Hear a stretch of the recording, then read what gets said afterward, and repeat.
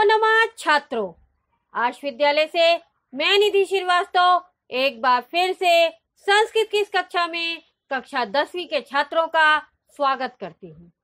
छात्रों, पूर्व की कक्षाओं में हम लोगों ने प्राणेभ्यो अपि प्रिया सुहृद के विषय में चर्चा की। आपको हमने बताया कि प्राणेभ्यो अपि प्रिया सुहृद पाठ का तात्पर्य है कि प्राणों से भी बढ़कर हमारा मित्र होता है। मित्र, दोस्त, फ्रेंड, सखा। ठीक है, तो अपने मित्र की रक्षा और उसके राज के बारे में हमको अपने प्राणों की बाजी लगाकर भी देनी चाहिए। अपने मित्र का कोई भी राज हमें किसी के सामने नहीं खोलना चाहिए। तो छात्रों, इस अध्याय में भी कुछ इसी तरह की बातें हैं कि प्रस्तुत नाट्यांश जो है छात्रों, ये महाकवि विशाखदत्त द्वारा रचित मुद्रा राक्षसम नामक पाठ के प्रथम अंश से लिया गया है। ठीक है छात्रों।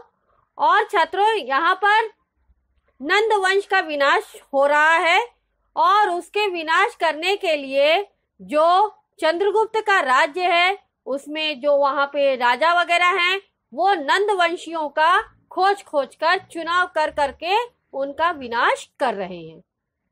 तो छात्रों, यहाँ पर एक चाणक्य राजा है जो कि आप सभी लोग जानते हैं। चाणक्य के विषय में बहुत बड़े राजा थे और अर्थशास्त्री थे। तो छात्रों, आपको बताएं कि चाणक्य जो है वो क्या करता है कि नंद साम्राज्य को समाप्त करने के लिए चंद्रगुप्त मौर्य के राजा के रूप में स्थापित कर चाणक्य जो है वो क्या करना चाहता है छात्रों, वो एक एक नंद वंशियों को विनाश करना चाहता है।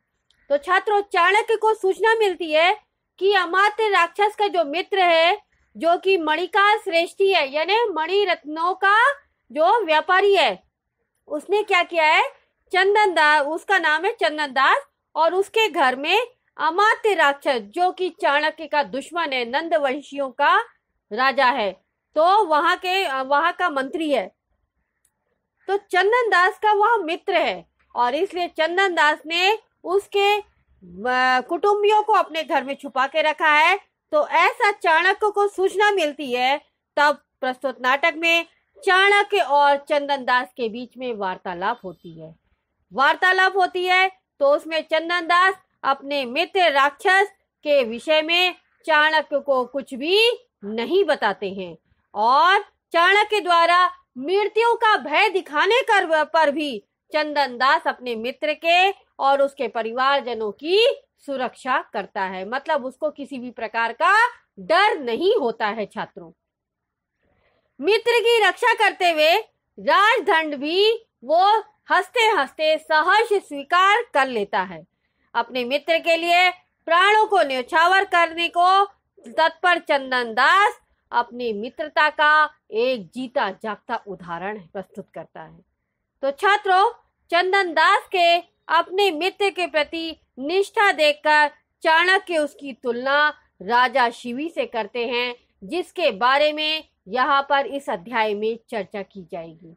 तो छात्रों, आइए हम लोग देखते हैं क्लास 10 संस्कृत एकादशा पाठा प्राणेभ्यो अपि प्रिया सुहृद के चतुर्था भागा। छात्रों, प्राणेभ्यो अपि प्रिया सुहृद का चतुर्थ भाग में प्रस्तुत पाठ में हिंदी भाषा में अर्थ और संधि विच्छेद पर हमने प्रकाश डाला हुआ है। यहाँ पर यह गद्यांश आर्य से लेकर वीणा तक है। तो ध्यान से देखिए छात्रों, दोनों के बीच में क्या क्या बातचीत हो रही है, बहुत अंडरस्टैंडिंग हो रही है। तो यहाँ पर ध्यान से सुनिए। चंदन दास कहता है, आर्य तस्मिन् समय आसीदस्मत् गृहे अमात्य राक्षसस्य गृहजन इति। चंदन दास ने क्या कहा, आर्य यानी स्वामी, तस्मिन् समय यानी उस समय, आसीद अस्मत् गृहे, पहले भी मैंने बताया संधि है, यहाँ पर भी संधि है, आसीद प्लस अस्मत् प्लस गृहे। तो आसीद यानी था, अस्मत् यानी हमारे, गृहे यानी घर में, अमात्य राक्षस से यानी अमात्य राक्षस के, गृहजन यानी परिवारजन, इति यानी ऐसा। तो उसने क्या बोला कि आर्य उस समय हमारे घर में अमात्य राक्षस का कुटुंबी था। चाणक्य क्या कहता है, अथे इदानीम क्व गता। अथे इदानीम, अथे इदानीम में संधि है अथ प्लस इदानीम, तो अथ यानी अब, अथ यानी फिर, इदानीम यानी अब। तो अब फिर वो कहाँ गए, क्व गता यानी कहाँ, गता यानी गया। तो चाणक्य कहता है अथे इदानीम क्व गता यानी आर्य, फिर अब कहाँ गया वो, यानी वो सब परिवार कहाँ चले गए जब उस समय था आपके पास। तो चंदन दास कह रहा है ना जानामी, ना यानी नहीं, जानामी यानी जानता हूं।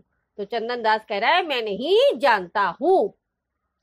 फिर चाणक्य कहता है कथम न ज्ञायते नाम भो श्रेष्ठिन शीर्षि भयम अति दूरम तत्प्रतिकारः। तो उसने कहा कथम न ज्ञायते नाम, कथम यानी क्या या कैसे, ना यानी नहीं, ज्ञायते यानी जानते हो, नाम यानी नाम।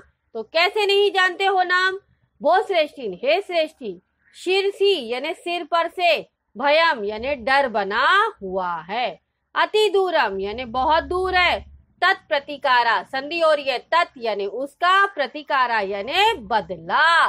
तो तत्प्रतिकारा यानी उसका बदला। ठीक है, यहाँ पर तत् प्लस प्रतिकारा संधि हो रही है। तो उसने क्या कहा कि कथम न ज्ञायते नाम भो श्रेष्ठीन शीर्षि भयम अति दूरम तत्प्रतिकारा, यानी हे श्रेष्ठी क्या नहीं, क्यों क्या नाम नहीं जानते हो, हे श्रेष्ठी सिर पर डर बना हुआ है कि नहीं, उसका बदला तो बहुत दूर की बात है, यानी बहुत दूर है, यानी तुम मेरा बदला तो वो जो मैंने तुमको यहाँ पर अच्छे से जीने को दिया है, हक दिया है, तो उसका बदला तो बहुत दूर की बात है, तुम्हें डर है कि नहीं मेरा, ऐसा वह कहना चाह रहा है चाणक्य। तब चंदन दास कह रहा है आर्य किम में भयम दर्शैसी, यानी चंदन दास ने कहा आर्य यानी आर्य, किम यानी क्या, में यानी मुझे, भयम यानी डर, दर्शैसी यानी दिखाते हो, तो क्या मुझे डर दिखा रहे हो अपना। संतम अपी मतलब उसके कहने का तात्पर्य ये था चाणक्य को कि क्या मुझे तुम अपना डर दिखा रहे हो। संतम अपी गेहे अमात्य राक्षस से गृहजनम न समर्प्यामि किम पुनर्संतम। ठीक है, तब उसने क्या बोला, संतम अपी यानी यहाँ संधि हो रही है संतम प्लस अपी, गेहे गेहे यानी घर में, संतम यानी सौंपूंगा या मतलब रहने वाले जो है। ठीक है, तो संतम अपी यानी घर में भी, गेहे यानी घर, अमात्य राक्षस यानी अमात्य राक्षस के, गृहजनम यानी घर के लोगों को, ना समर्प्यामि यानी नहीं समर्पण करूंगा। ठीक है छात्रों, तब उसने क्या कहा कि नहीं समर्पण करूंगा। संतम अपी यानी संतम यानी रहने वाले, अपी यानी भी, तो रहने वाले भी, गेहे यानी घर में, अमात्य राक्षस यानी अमात्य राक्षस के, गृहजनम यानी घर के लोगों को, ना समर्प्यामि यानी नहीं समर्पण करो। किम पुनर्संतम, फिर किम यानी क्या, पुनर्संतम, पुनर्संतम में भी संधि हो रही है पुनः प्लस असंतम, पुनः यानी फिर से, असंतम यानी अंत हो या ना रहने दो, क्योंकि संतम यानी रहने वाले और असंतम यानी नहीं रहने वाले, तो दोनों अपोजिट और एक ही साथ एक ही वाक्य में कहे गए हैं। क्या कह रहा है कि संतम अपि गेहे यानी घर में रहने वाले भी, अमात्य राक्षस से गृहजनम ना समर्प्यामि यानी घर में रहने वाले अमात्य राक्षस के कुटुंबी जनों को भी नहीं सौंपूंगा। किम यानी क्या, पुनर्संतम यानी क्या मुझे फिर से रहने नहीं दिया जाएगा, मतलब जीने नहीं दिया जाएगा। उनका कहने का ये तात्पर्य है चंदन दास का कि फिर भले ही मेरा क्यों अंत ना हो जाए, मैं मर जाऊं जी जाऊं, मुझे कोई इसकी परवाह नहीं है, पर मेरे घर में अतिथि बनकर रहने वाले अमात्य राक्षस के जो कुटुंबी हैं उनको मैं आपको नहीं सौंपूंगा, ऐसा वह कह रहा है, फिर भले ही क्यों ना मेरा अंत हो जाए। तब चाणक्य कहता है चंदन दास एशिव ते निश्चय, यानी चंदन दास यानी चंदन दास, एश यानी यही, एव यानी ही, तो यह प्लस ही यही हो गया, ते यानी तुम्हारा, निश्चय यानी निश्चय, तो क्या तुम्हारा यही निश्चय है।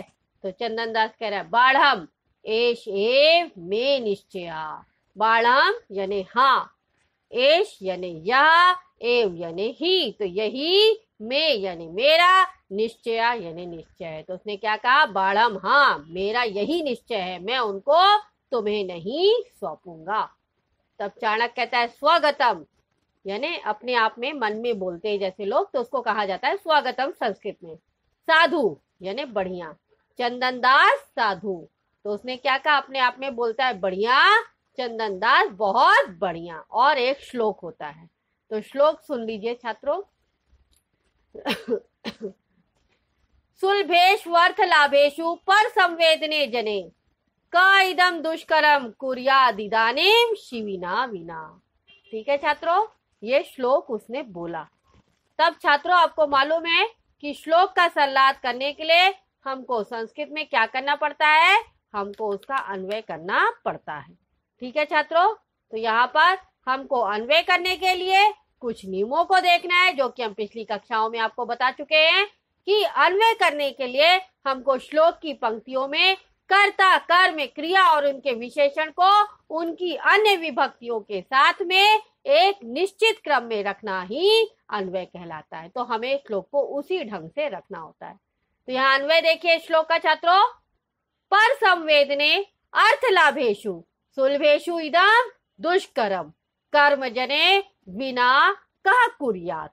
ठीक है छात्रों, ये श्लोक का अर्थ है, सॉरी अन्वय है, यानी संस्कृत में अर्थ। संधि विच्छेदा, अब इस श्लोक में संधि आई है कुछ एक दो, वो देख लीजिए। तो प्रथम पंक्ति में पहला देख लीजिए, सुलभेशु अर्थ लाभेशु, यानी सुलभेशु प्लस अर्थ लाभेशु संधि हो रही है। पर संवेदने जने, सेकंड पंक्ति में देखिए, का इदम दुष्करम कुर्याद इदानीम, कुर्याद इदानीम में संधि है, कुर्याद प्लस इदानीम शिविना विना। ठीक है, नौ छात्रों इसका अर्थ देख लीजिए। अर्थ क्या है कि अन्वय के हिसाब से पर संवेदने अर्थ लाभेशु, ठीक है, पर यानी दूसरों को, संवेदने यानी समर्पित करने में, अर्थ लाभेशु यानी अर्थ लाभ यानी धन का लाभ, ठीक है, सुलभेशु यानी सुलभ आसानी से, ठीक है, आसानी से, इदम यानी यह, दुष्कर्म यानी कठिन, कर्म यानी कार्य, जने यानी जो लोग या जन, विना यानी बिना, कह यानी कौन, कुर्यात यानी कर सकता है। ठीक है, तो वो क्या कह रहा है कि पर संवेदने अर्थ लाभेशु सुलभेशु इदम दुष्कर्म कर्म जने विना कहा कुर्यात, अर्थात वो कह रहा है कि दूसरे की वस्तुओं को समर्पित करने पे बहुत सारा धन प्राप्त होने, अर्थ लाभेशु यानी बहुत सारा धन प्राप्त होने पर भी दूसरे की वस्तु, सुलभेशु यानी दूसरे की वस्तु को, सुलभेशु यानी आसानी से, सुरक्षा रूपी, इदम यानी यह कठिन कार्य, दुष्कर्म कर्म यानी यह कठिन कार्य जो कर सकता है वह कौन है, जने यानी वह राजा, शिविना के बिना कोई नहीं कर सकता। अर्थात वह कहना चाह रहा है कि दूसरे की वस्तु को समर्पित करने पे बहुत सारा धन प्राप्त होने पर भी दूसरे की वस्तु की उसी प्रकार सुरक्षा रूपी या कठिन कार्य केवल राजा शिवी को छोड़कर तुम्हारे अलावा कोई नहीं कर सकता है। यानी तुम्हारे पास, तुम्हें मैं कोई भी लालच दूंगा तब भी तुम अमात्य राक्षस के परिवार की रक्षा करोगे, तो ये तुम राजा शिवी के अलावा कोई नहीं कर सकता। तो छात्रों यहाँ पर यह गद्यांश समाप्त होता है और इस गद्यांश के समाप्त होते ही यह अध्याय भी यहाँ पर समाप्त होता है।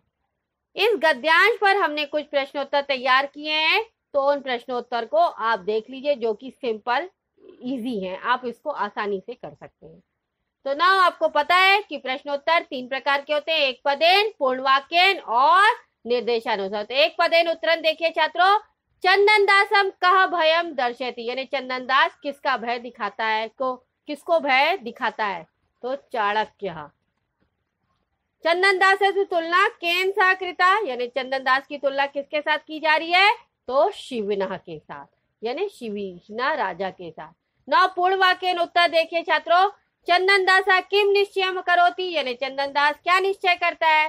तो चंदन दास निश्चय करता है अमात्य राक्षसे गृहजनम चाणक्याय न समर्प्यामि इति चंदन दासस्य निश्चयम करोति तो वो चंदन दास के परिवार अमात्य राक्षस के गृहजनों को चाणक्य को नहीं समर्पण करेगा, ऐसा वह निश्चय करता है। फिर निर्देशानुसारम उचितम उत्तरस लिखिए। तो पहला क्वेश्चन देखिए छात्रों, अस्मत् गृहे अत्र अस्मत् इति सर्वनाम पदम कस्मै प्रयुक्तम, यानी यहाँ पर अस्मत् शब्द जो है वो सर्वनाम है, वो किसके लिए प्रयोग किया गया है छात्रों? चंदन दास के लिए। तो क्या होगा? चंदन दासाय इति पदम प्रयुक्तम।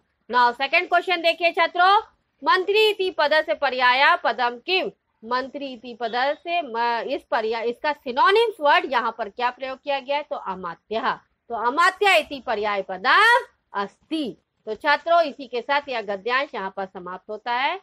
तो छात्रों आज के इस गद्यांश में आपने पढ़ा कि चाणक्य चंदन दास को राजा शिवी के बराबर समझता है और वो कहता है कि राजा शिवी जिस प्रकार से दूसरे की वस्तु की रक्षा अपना बहुत सारे धन के लालच में भी नहीं आते हैं और करते हैं, उसी प्रकार तुम भी राजा शिवी के अनुसार हो।